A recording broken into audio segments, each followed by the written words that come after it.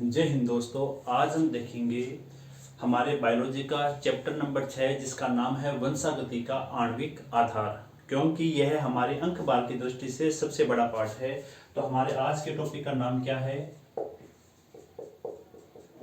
वंशागति का आणविक आधार। वंशागति का आणविक आधार है। आज हम इसके कौन कौन से टॉपिक देखने वाले हैं। पहला टॉपिक हमारे पास में है डीएनए। इसके अलावा हम न्यूक्लियोसोम के बारे में पढ़ेंगे, सेंट्रल डोग्मा सिद्धांत उसके बारे में भी पढ़ेंगे। डीएनए का पूरा नाम होता है डीऑक्सी राइबो न्यूक्लिक अम्ल। और इस डीएनए के बारे में सबसे पहले पता करने वाले साइंटिस्ट का नाम क्या है? फ्रेडरिक मिसर। फ्रेडरिक मिसर ने केंद्र के अंदर पाई जाने वाली एक अम्लीय संरचना के बारे में जाना और उसे क्या नाम दिया? न्यूक्लिन। तो आपको ये चीज ध्यान में रखनी है कि न्यूक्लिक अम्ल को सबसे पहले न्यूक्लिन नाम दिया। किसने दिया? फ्रेडरिक मिसर ने। फ्रेडरिक मिसर ने केंद्र के अंदर रिसर्च किया और उन्होंने पाया कि उसके अंदर एक अम्लीय प्रकार की संरचना है जिसे न्यूक्लिन कहा, और इसी न्यूक्लिन को बाद में न्यूक्लिक अम्ल के नाम से जाना गया था। इसके बाद में दो साइंटिस्ट है, एक का नाम है वॉटसन और एक का नाम है क्रिक। वॉटसन और क्रिक ने 1953 के अंदर डीएनए का द्विकुंडलित मॉडल प्रस्तुत किया। द्विकुंडलित मॉडल प्रस्तुत किया। किसने किया? वॉटसन एवं क्रिक ने किया था। वॉटसन एवं क्रिक ने डीएनए का जो द्विकुंडलित मॉडल दिया था वो उसका आधार क्या था? ये इंपॉर्टेंट क्वेश्चन है भाई। वॉटसन एवं क्रिक ने डीएनए का द्विकुंडलित मॉडल दिया तो किसके आधार पर दिया? तो आपको ध्यान में रखना है, ये दिया था एक्स-रे क्रिस्टलोग्राफी के आधार पर। इंपॉर्टेंट क्वेश्चन है। वॉटसन एवं क्रिक ने डीएनए का द्विकुंडलित मॉडल एक्स-रे क्रिस्टलोग्राफी के आधार पर दिया था। और एक्स-रे क्रिस्टलोग्राफी के बारे में किसने बताया था? तो उन साइंटिस्ट का भी नाम आपको ध्यान में रखना है। इसके बारे में बताया था रोजलिन फ्रैंकलिन एवं विल्किंस ने। इन दोनों साइंटिस्ट ने एक्स-रे क्रिस्टलोग्राफी के बारे में बताया और इसी को आधार मानते हुए वॉटसन व क्रिक ने 1953 के अंदर डीएनए का द्विकुंडलित मॉडल प्रस्तुत किया। ये चीज आपको ध्यान में रखनी है। इसके बाद में ये जो डीएनए है ये कैसे बनता है, इसकी संरचना के बारे में हम थोड़ा सा जान लेते हैं। डीएनए बनता है किससे? ये बनता है न्यूक्लियोटाइड से। डीएनए किससे बनता है? न्यूक्लियोटाइड। बहुत सारे न्यूक्लियोटाइड एकत्रित होकर पॉलीन्यूक्लियोटाइड बनाते हैं और पॉलीन्यूक्लियोटाइड की दो श्रृंखलाएं आपस में मिलकर किसका निर्माण करती है? डीएनए का। तो हम देखते हैं कि पहले एक न्यूक्लियोटाइड किनका बना होता है। तो एक न्यूक्लियोटाइड के अंदर तीन भाग होते हैं। एक होता है इसके अंदर जिसे हम पेंटोज श्रृंखला कहते हैं, जो डीऑक्सी राइबोज के रूप में होती है। तो पहला तो न्यूक्लियोटाइड का भाग है पेंटोज श्रृंखला। दूसरा इसका भाग है नाइट्रोजनी सार और तीसरा इसका भाग है फॉस्फेट समूह। पेंटोज श्रृंखला, नाइट्रोजन क्षार और फॉस्फेट समूह ये तीनों मिलकर एक न्यूक्लियोटाइड का निर्माण करते हैं। और बहुत सारे न्यूक्लियोटाइड पॉलीन्यूक्लियोटाइड का और दो पॉलीन्यूक्लियोटाइड किसका निर्माण करते हैं? डीएनए का निर्माण करते हैं। अब ये नाइट्रोजन क्षार भी डीएनए के अंदर दो प्रकार का है। एक को हम कहते हैं प्यूरिन और एक को हम कहते हैं पिरिमिडिन। जो प्यूरिन है उसके दो भाग है, एक का नाम है एडेनिन और एडेनिन को हम किससे लिखते हैं? ए से। और एक का नाम है ग्वानिन, ग्वानिन को लिखा जाता है जी से।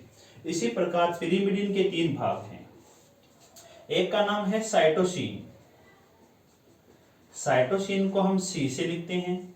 एक का नाम है थाइमीन, थाइमीन को हम टी से लिखते हैं। और एक का नाम है यूरेसिन, यूरेसिल डीएनए के अंदर नहीं पाया जाता है बल्कि आरएनए के अंदर पाया जाता है। तो हम कह सकते हैं डीएनए के अंदर जो नाइट्रोजन क्षार है वो 4 ही है, एडेनिन, ग्वानिन, साइटोसिन और थाइमिन। साइटोसिन थाइमिन है वो पिरिमिडिन टाइप के होते हैं और एडेनिन ग्वानिन होते हैं वो प्यूरिन प्रकार के होते हैं। तो इस प्रकार एक न्यूक्लियोटाइड है ना वो इन 3 चीजों से मिलकर बना होता है। ये चीज आपको ध्यान में रखनी है। अब हम देखते हैं न्यूक्लियोटाइड या पॉलीन्यूक्लियोटाइड की आणविक संरचना है वो किस प्रकार की हमें देखने को मिलती है।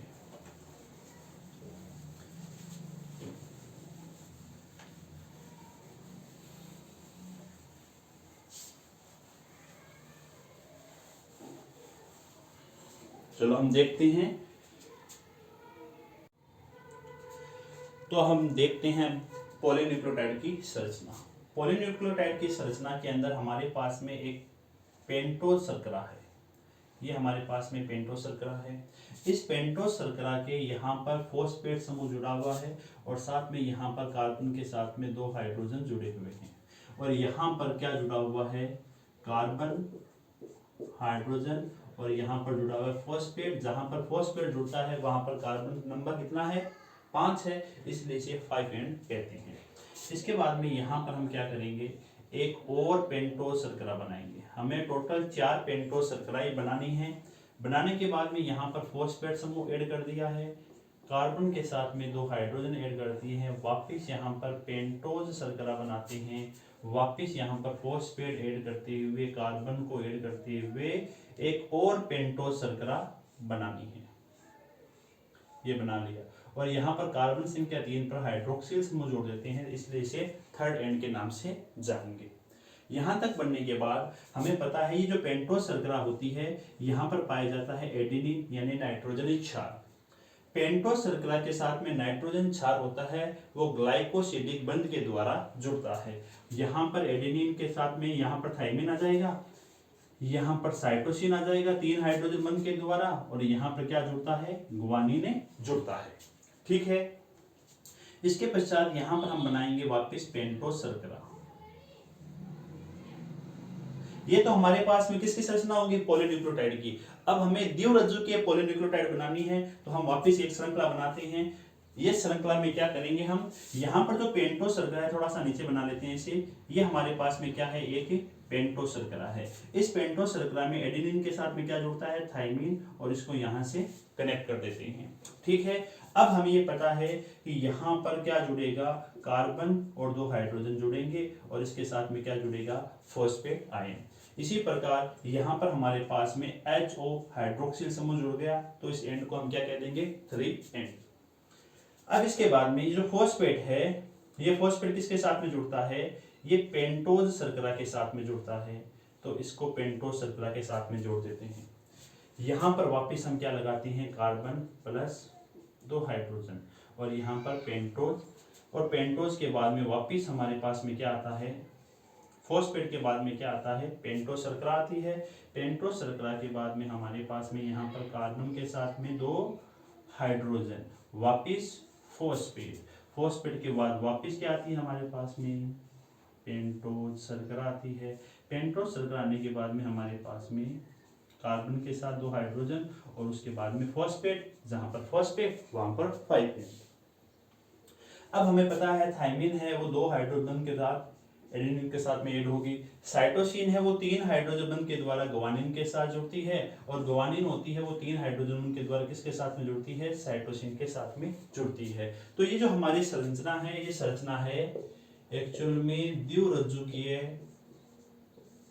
पॉलीन्यूक्लियोटाइड की संरचना है। अगर केवल पॉलीन्यूक्लियोटाइड की संरचना है तो ये केवल एक संरचना बनेगी। हमारे पास में है द्विरज्जुकीय पॉलीन्यूक्लियोटाइड की संरचना और द्विरज्जुकीय पॉलीन्यूक्लियोटाइड को हम क्या कहते हैं, डीएनए कहते हैं। तो ये हमारे पास में डीएनए की संरचना आ गई है। अब हम चलते हैं डीएनए के बाद एक साइंटिस्ट है जिसका नाम है चारगाफ। चारगाफ ने डीएनए के अंदर पाए जाने वाले नाइट्रोजनी क्षारों के बारे में 1-2 नियम दिए हैं, उनको हम देख लेते हैं।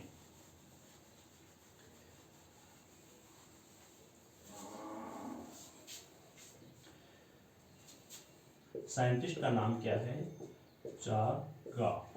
तो हम देखते हैं चारगाफ के नियम। पहली चीज तो हमें ये ध्यान में रखनी है, चारगाफ ने जो नियम दिए हैं वो किसके बारे में दिए हैं, वो दिए हैं उन्होंने डीएनए के अंदर पाए जाने वाले नाइट्रोजन क्षारों से संबंधित।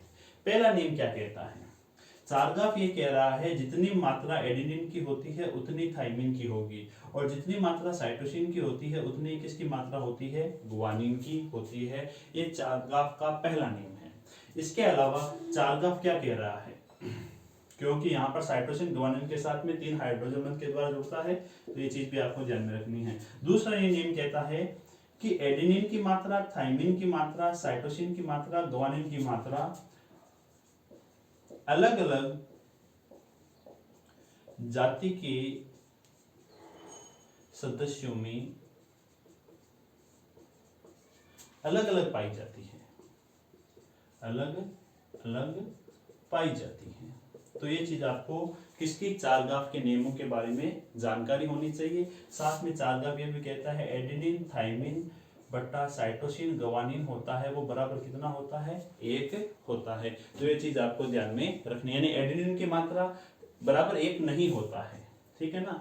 एडेनिन थाइमिन की मात्रा बराबर होगी, साइटोसिन गुआनिन की मात्रा बराबर होगी, लेकिन एडेनिन थाइमिन जितना होगा उतना साइटोसिन और गुआनिन होगा, ये सत्य नहीं है। और साथ में एडेनिन थाइमिन के बराबर होगा, साइटोसिन गुआनिन के बराबर होगा। एडेनिन थाइमिन साइटोसिन गुआनिन इनकी मात्रा अलग अलग जातियों के अंदर अलग अलग होती है।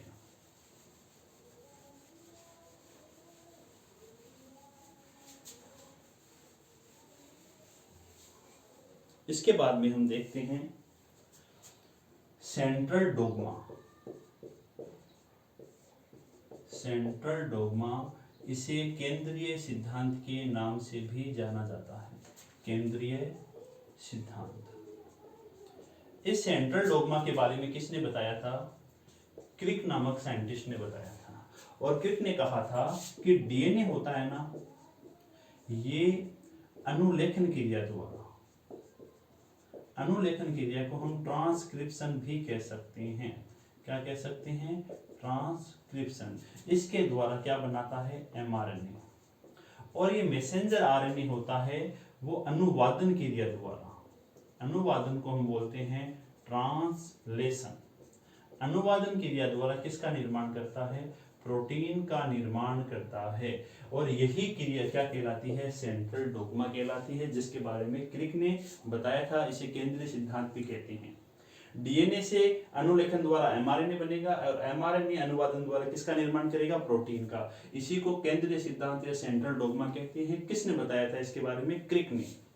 लेकिन एक प्रोसेस और है हमारे सिलेबस के अंदर जिसका नाम है टेमिनिज्म। अब ये क्या है, टेमिनिज्म के बारे में बताया था टेमिन व वाल्टीमोर ने। टेमिन और वाल्टीमोर ने बताया कि ये तो हमें पता है कि डीएनए है वो अनुलेखन क्रिया द्वारा किसका निर्माण करता है, एमआरएनए का निर्माण करता है। और एमआरएनए है वो कौन सी क्रिया द्वारा, अनुवादन क्रिया द्वारा किसका निर्माण करता है, प्रोटीन का निर्माण करता है। इसे तो हम सेंट्रल डोग्मा केंद्रीय सिद्धांत कह रहे हैं। टेमिनिज्म में टेमिन वाल्टीमोर ने बताया कभी कभी एमआरएनए रिवर्स चला जाता है, और यहां पर एक एंजाइम का यूज किया जाता है जिसका नाम है reverse transcriptase enzyme. Reverse transcriptase enzyme mRNA से किसका निर्माण कर लेता है, डीएनए का।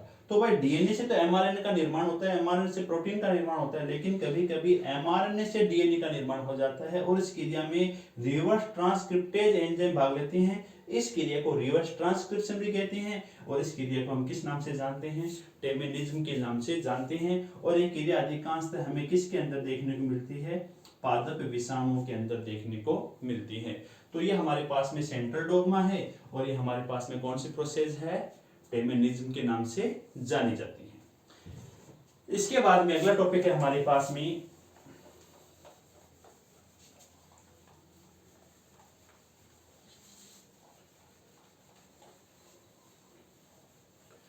और इस टॉपिक का नाम है आपके न्यूक्लियोसोम। टॉपिक का नाम क्या है, न्यूक्लियोसोम। न्यूक्लियोसोम के अंदर सबसे पहले हमें ये जानना पड़ेगा कि हमारे पास में एक हिस्टोन प्रोटीन है। कौन सी प्रोटीन है? Histone protein. हिस्टोन प्रोटीन क्या काम करती है? डीएनए को संघनित करती है, एकत्रित करती है। ये हिस्टोन प्रोटीन कितने प्रकार की है? H1 है, H2A है, H2B है, H3 है और H4। ये 5 प्रकार की हिस्टोन प्रोटीन पाई जाती हैं। इनमें से H1 को एक बार छोड़ दो आप, उसके बाद में H2A, H2B, H3, H4, इन सभी के दो दो अणु, यानी कि हमारे पास में H2 के 2 अणु, उसके बाद में H2B के 2 अणु, उसके बाद में H3 के 2 अणु और H4 के कितने अणु लेने हैं हमें? 2। टोटल हमारे पास में कितने अणु हो गए? 8 अणु। किन प्रोटीन के? इन 4 प्रकार के प्रोटीन के। इन प्रोटीन के अंदर कौन सा अमीनो अधिक मात्रा में पाया जाता है? लाइसिन और आर्जिनिन अमीनो इन हिस्टोन प्रोटीन के अंदर अधिक मात्रा में पाया जाता है। अब हमने इन 4 प्रकार के प्रोटीन के 2 अणु ले लिए, कुल 8 अणु ले लिए, और ये 8 अणु मिलकर किसका निर्माण करते हैं? एक अष्टक का निर्माण करते हैं जो हिस्टोन प्रोटीन का बना है। अब फॉर एग्जांपल हमारे पास में एक हिस्टोन अष्टक है, इसका नाम क्या है? हिस्टोन अष्टक। हिस्टोन अष्टक का मतलब इसमें 8 प्रकार के हिस्टोन प्रोटीन है। कौन कौन सी? H2A, H2B, H3, H4, सभी के 2 अणु हैं, तो 8 हिस्टोन प्रोटीन के अणु ले लिए तो हिस्टोन अष्टक कह दिया। अब बचा कौन सा हिस्टोन? H1 histone. इसको हमने ले लिया, H1 हिस्टोन यहां पर है, ठीक है। अब ये H1 हिस्टोन से डीएनए निकलेगा, ये हमने डीएनए निकाल दिया। ये डीएनए कैसा है? ऋणावेशित है। और ये हिस्टोन अष्टक कैसा है? धनावेशित है। इस धनावेशित हिस्टोन अष्टक के चारों ओर क्या पाया जा रहा है? डीएनए पाया जा रहा है जो कि ऋणावेशित है। और इस प्रकार की संरचना केंद्र के अंदर हमें देखने को मिलती है। इस संरचना को ही हम क्या कहते हैं? न्यूक्लियोसोम कहते हैं। क्या कहते हैं? न्यूक्लियोसोम। न्यूक्लियोसोम के अंदर हमारे पास में 4 प्रकार की हिस्टोन प्रोटीन से हिस्टोन अष्टक बनता है जो कि धनावेशित है, और साइड में एक H1 हिस्टोन प्रोटीन होता है जहां से एक ऋणावेशित डीएनए निकलता है और इसे चारों ओर से सर्पिल रूप से कुंडलित कर लेता है। इसी संरचना को हम न्यूक्लियोसोम कहते हैं। और इस प्रकार की बहुत सारी संरचनाएं हमें केंद्र के अंदर देखने को मिलती है। तो आई होप आपको पता चल गया कि न्यूक्लियोसोम क्या होता है। तो हमने देखा न्यूक्लियोसोम के बारे में।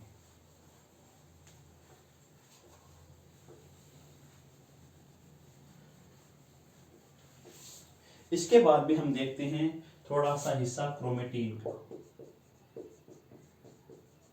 क्रोमेटिन क्या है? क्रोमेटिन भी एक संरचना है जो कि डीएनए के अंदर पाई जाती है। और ये क्रोमेटिन स्वयं 2 प्रकार का होता है।